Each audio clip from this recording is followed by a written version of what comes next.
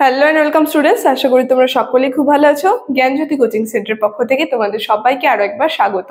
তো আমি মীরা ম্যাম, আমি আজকে তোমাদের সেমিস্টার থেকে বাংলা বিষয় থেকে আবার একটি নতুন টপিক নিয়ে চলে এসেছি। আজকে আমি যেটা নিয়ে আলোচনা করব সেটা হচ্ছে তোমাদের বাংলা বিষয় থেকে তদ্ভব শব্দ কাকে বলে এবং এর উদাহরণ নিয়ে কিন্তু বিস্তারিতভাবে আলোচনা করব। আলোচনাটি শুরু করার পূর্বে তোমাদের ছোট্ট করে একটা ইনফরমেশন দিয়ে দিই। দেখো, বোর্ডের কর্নারে তোমরা দুটো নাম্বার দেখতে পাচ্ছ। এটা হচ্ছে আমাদের জ্ঞানজ্যোতি কোচিং সেন্টারের অফিসিয়াল হেল্পলাইন নাম্বার। এখানে তোমাদের অনলাইনে ক্লাস করানো হয়, তার সঙ্গে তোমাদের নোটস দেওয়া হয়। তো তোমরা যারা আমাদের সঙ্গে অনলাইন ক্লাসে যুক্ত হতে চাচ্ছ কিংবা আমাদের থেকে নোটস পেতে চাচ্ছ, তারা উপরে দেওয়া এই নাম্বার দুটির সঙ্গে যোগাযোগ করে আমাদের সঙ্গে যুক্ত হয়ে যেতে পারবে। ঠিক আছে, তাহলে আলোচনাটি আমি শুরু করছি। দেখো, প্রথমে বলেছি তদ্ভব শব্দ কাকে বলে। ঠিক আছে, এটা নিয়ে আলোচনা করব আজকে আমি। তো তদ্ভব যে রয়েছে এখানে, দেখো সংজ্ঞাটা আমি লিখিনি। ঠিক আছে, পুরো সংজ্ঞাটা আমি বলে দেব, তখন তোমরা একটু লিখে নেবে। ঠিক আছে, আগে বুঝিয়ে নিই তদ্ভব শব্দটা কি।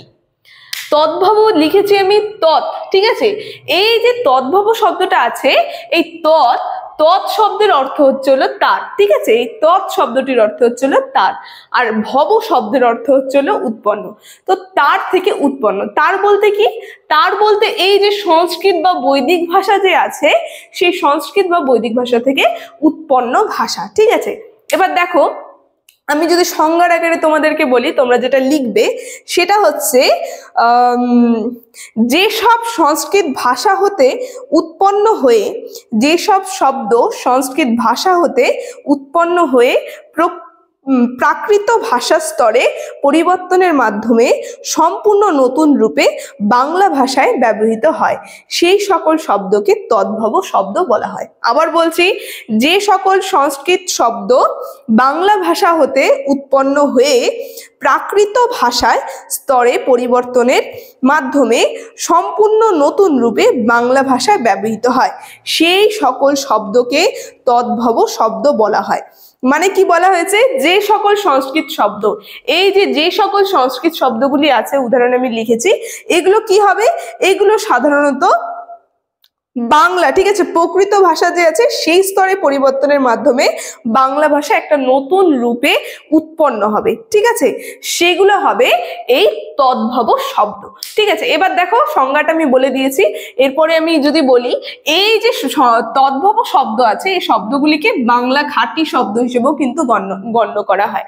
ঠিক আছে, বাংলা যে খাঁটি শব্দ রয়েছে বাংলা ভাষার, তো সেটা কিন্তু এই তদ্ভব শব্দ। ঠিক আছে, এর উদাহরণে দেখো আমি লিখে দিয়েছি, উদাহরণটা দেখলে তোমরা আরো ভালো করে বুঝতে পারবে।